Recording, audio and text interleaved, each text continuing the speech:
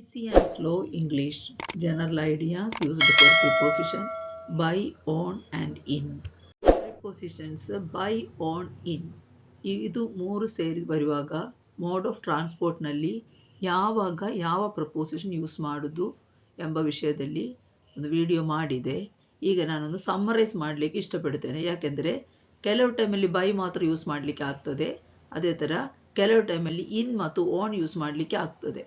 ಅದು ಯಾವಾಗ ಅಂದರೆ ಒಂದು ಗಾಡಿದ ಹೆಸರು ಮಾತ್ರ ಹೇಳುವಾಗ ಬೈ ಹೇಳಿದರೆ ಸಾಕಾಗ್ತದೆ.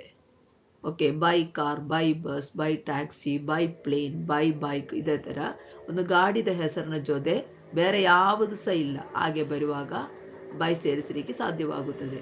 ಅದೇ ಥರ ಇಲ್ಲಿ ನೋಡಿ, ಇಲ್ಲಿ ಕಾರ್, ಬಸ್, ಟ್ಯಾಕ್ಸಿ, ಪ್ಲೇನ್ ಇದನ್ನ ಮುಂಚೆ ಹಿಂದಿನ ಭಾಗದಲ್ಲಿ ಇನ್ನೊಂದು ವರ್ಡ್ ಬಂದಿದೆ, his car, the bus, a taxi, a plane, his bike. ಇದೇ ಥರ ಬರುವಾಗ ಇನ್ ಆರ್ ಆನ್ ಯೂಸ್ ಮಾಡಬೇಕಿತ್ತು. ಅದರಲ್ಲಿ ಸುಮ್ಮನೆ ಬೈ ಮಾಡಿದರೆ ಸಾಕಾಗುವುದಿಲ್ಲ.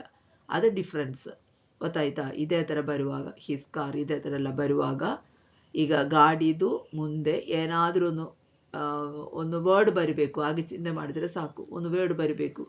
ಹಿಸ್, ದ, ಎ, ಅದು ಸೆಂಟೆನ್ಸ್ ಲೆಕ್ಕದಲ್ಲಿ ಅದು ಬೇರೆ ಬೇರೆ ಬರ್ತದೆ. ಹಾಗೆ ಬರುವಾಗ ಆನ್ ಆರ್ ಇನ್ ಯೂಸ್ ಮಾಡಬೇಕು.